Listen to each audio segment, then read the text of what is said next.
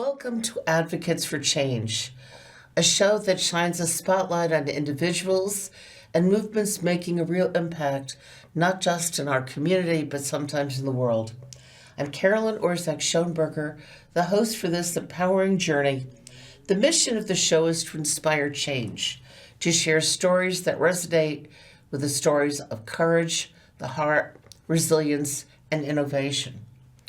Advocates for Change is not just a TV show.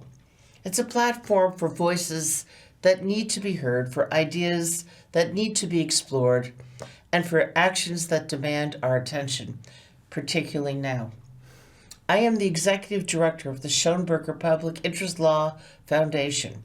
Our work is to assist our clients and other nonprofits achieve their missions.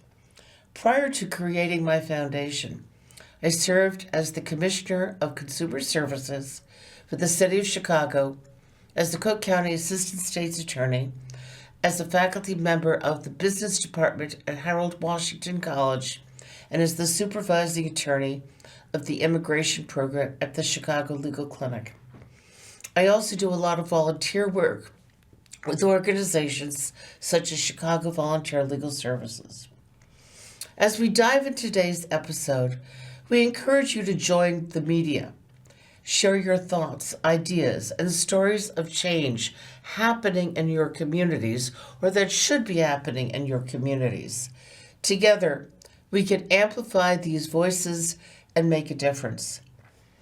And I am very, very pleased to have Hernan Prieto from Irish Community Services on the show today. Hernan has come a couple of times and he's a fabulous guest. Thank you, Caroline, for having me again. Always a pleasure to be here, sharing some information, some news, some useful tips for our community here in regards of immigration. Well, one of the things I really wanted to talk about is there are now a series of workshops going on about for citizenship. And I believe the next one will be at... Yes, so there Citizenship Workshop. What is Citizenship Workshop? Let's tell a little bit to our folks what is a Citizenship Workshop. It's a one place that we gather all together, different attorneys, preparers, and we help people to obtain their U.S. citizenship in one go. So they come with all the paperwork, their documents, and they file on the same day, and we process their application. And as you mentioned, there's many different workshops happening at our beloved Chicago. The next one will be on October 26th. It's a Saturday at the Irish American Heritage Center, which is located at 4626 North Knox Avenue in the neighborhood of Mayfair. And there's parking. There's parking, yeah. There's it's a huge building. There's two big parking lots, so people can park there with no problem. We gather there on Saturday from starting at 9 a.m. Saturday, 26th of October at 9 a.m. at the Irish American Heritage Center. And if people want to take a train or a bus, how would they do that? So it's very easily located, the Irish American Heritage Center. It's just a couple blocks away from the Montrose Blue Line station, also close to Lawrence and Cicero. So it's very convenient for people who needs to take public transportation. I think it's like a 3-block walk, something like that. Right, yes, yeah. And the Irish Community Center has one of the best gift shops in Chicago. I can tell you that right now. I can tell that too. Yes. So if you're looking for a nice gift, that's someplace I'd certainly do a second look. So the workshop, who is at the workshop? I mean, who works at the workshop? I know attorneys. So the workshops usually they're hosted by different community organizations, together with some volunteers, usually from AILA, the American Immigration Law Association. And what they do is they review each applicant's immigration history. They review their documents, and if they're eligible at this moment to become U.S. citizen, we help them applying for their application. We file their application, sorry, that's what I meant. And right now, the government of Illinois has some scholarships available. So if the applicant's household income is under the 400 percentage of the federal poverty line, Wow. we can help them paying for it. So most of applicants who come to our workshop, they receive some sort of economic assistance paying for the processing fee, or they pay half of it, or they pay $0. So what is the processing fee, and is it that the two-tiered There's system they changed So it? that was recently changed. Thank you for bringing this up, Caroline. There was some changes effective from April 1st. So now the processing fee is $760 for an applicant who filed their paperwork in the regular process via paper. There's also a second tier where people can pay only half of it if their household income is between the 400 and 150% of the federal poverty line. That depends on each state, the people living in the same household. So I cannot tell you exactly how much that means for the household, but it's an easy calculation that we do at our workshops. And if people receive under 150% of the federal poverty line, they are entitled to have a fee waiver and not paying at all. So you could have a fee waiver based on finances. There are other ways you can get a fee waiver, if you can tell us. Yes, also if the applicant receives some public benefit, such as SNAP, Medicaid, or WIC, different programs that the state provide.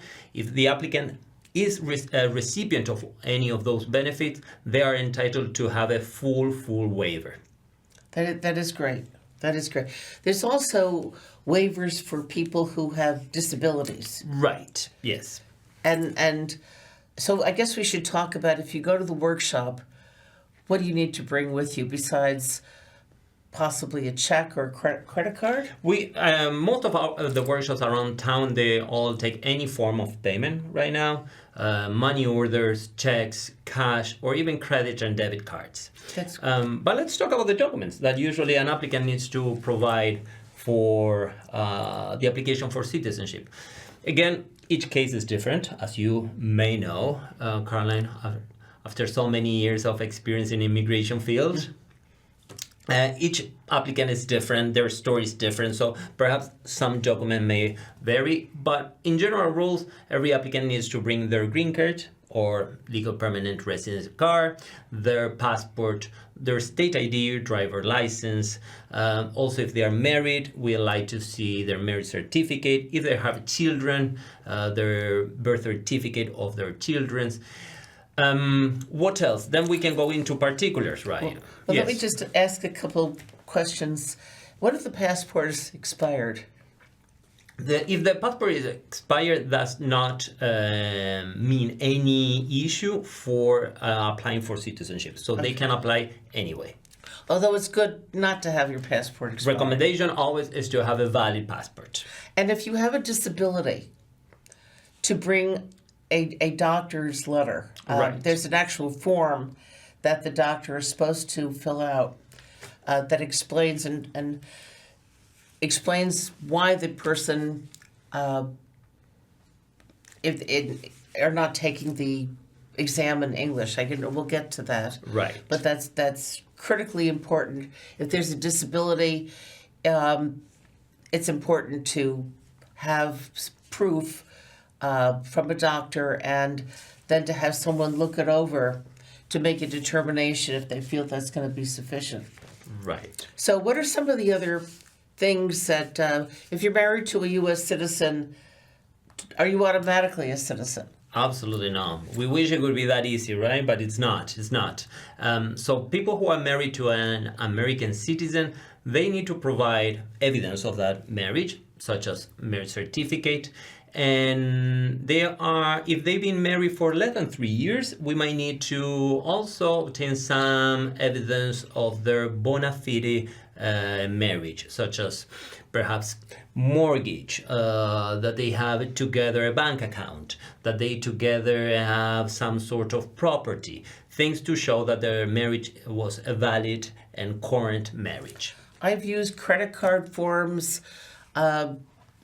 People sometimes will bring records from children's schools that they're there, and they actually have lived together. Right. They need to prove that they are living at the same dwelling, right? They're living both together in the same house. So that would be for a year and a half. Right. What if you're married to a lawful permanent resident? If they're married to a lawful permanent resident, they might need to bring their marriage certificate. That will not make them automatically a citizen. Again, they need to go through the process of naturalization, which means file the application, go later to an interview. During that interview, they will be tested their knowledge in English, civics, history, and some biographic information. How many years do they have to show that they've been a lawful permanent resident? Most cases, people need to prove that they've been a lawful permanent resident for 5 years or more. 5 years, and they're going to have to list all trips out of the country. If they're out of the country for more than 6 months, what happens? Well, a person who wants to apply for citizenship, they need to prove that they've been residing here and they were physically present here for the last 5 years. So we need to count how many days they were out of the country. If they have taken any trip longer than 6 months, we might need to take a second look. What were the reasons for that trip? And perhaps we might need to wait for a moment and wait till they obtain 5 full years here in the United States with no troubles longer than 6 months. I've actually had a couple cases where people wanted to become citizens, and for one reason or another, we're out of the country for more than 6 months, and it's not like they got sick or someone in the family got sick, and we're not talking about COVID. Right, that's a different situation. That was a different situation. But that meant basically you have to start over. Right, so our recommendation always is consult. Have some consultation with an immigration specialist, with an attorney, with a legal representative, somebody who knows about immigration law, because that would impact in your application. Yeah, I once had a case in court where someone was married and her father petitioned for her as an unmarried woman. And so she was a lawful permanent resident, and she decided to come clean, as she said, to be honest, when she applied to become a United States citizen, and they rewarded her by putting her into deportation proceedings. Fortunately for her, we were able to win. She had 4 children, including a child who was disabled, and we were able to show the impact on the children would have been devastating. Right. But we were lucky, and she was luckier. So you can't fool around with any of this information, because there's one penalty with immigration, and that's leaving the country. Deportation, yes. So if there is any advice that we can always give is try to find a good counselor and find the right advice from the right person. An attorney in good standing, an accredited representative. The Department of Justice has a roster with all the different organizations and accredited representatives. Such as Irish Community Services. Such as our organization. And it's always important to find a good source of advice and not going and shopping around, because sometimes even a good person can give the bad advice, and that can end up in a big issue. Well, I have seen people who basically go from place to place until they hear what they want to hear, and it can be awful. But so at the workshops, you should bring all your documents. I think it's also important, if you have ever been arrested, to get the documents. Right. And there's a procedure if you have had your record expunged to get something from the clerk of the circuit court that it was expunged, or in some cases, if your record was sealed, you go to court, you unseal it, you get your documents, and you seal it again. So they bring to you their record. Right. So one of the things that we like to see before completing and filing an application is to see their criminal records. Some people might not have anything. Some other people might think that, well, that happened a long time ago. But however, we want always to dig what happened in the past, not because we like to punish people, but we like to see what's going on, because something that it might have happened long time ago might still having some impact in your current immigration status. So it's always good to come full disclosure to your attorney, to your legal representative, because they're working for you, right? So someone, I'll give an example. Someone was arrested on a gun charge. And they got 6 months supervision. And they think, okay, I completed the supervision. It isn't really any more of a criminal charge. Would you include that? Absolutely. For immigration purposes, we always have to come full disclosure. So even if we think that, well, that happened a long time ago, or my attorney back in that time said that I should not be worried anymore about that because that will be expunged or it will not be any in my records anymore. For immigration purposes, we need to disclose all that information. They can see, and even if it's expunged, even if they can see things. And gun charges, as we both know, you have to be very careful. Marijuana is legal in Illinois. It's not legally federal. That's right. If you were driving a truck with marijuana, what could happen? Well, again, as we mentioned, the use of marijuana is legal in the state of Illinois. However, it's not passed a federal law. So it's still being a federal crime.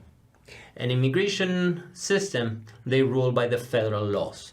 So having a conviction through marijuana possession, that can impact in your immigration future. In fact, in Illinois, I think they did a huge expungement of a lot of the marijuana convictions. But I would be careful even if you're transporting for business, if you're working in a business. This is something that you would want to make sure that someone knows, because you have to list not only every time you've left the country within the last 5 years, but also where you lived and where you worked. Yeah, so for the application of naturalization, the government wants to know some information about you. Where have you been working? Where have you been studying? Where have you been living? Where have you been traveling for the last 5 years? So all that information needs to be provided with high level of accuracy. We need to know the address, what was your role in that job that you were doing. So they need to know all that for the application. It's not something that we want to know. It's the government wants to know that in order to file for naturalization. And again, they have ways of finding out information that we don't. So we have to really depend a lot on our clients. And it's not that we want to be mean or anything. We just don't want our clients to get deported. Right. So I always say, it's not that I want to be nosy.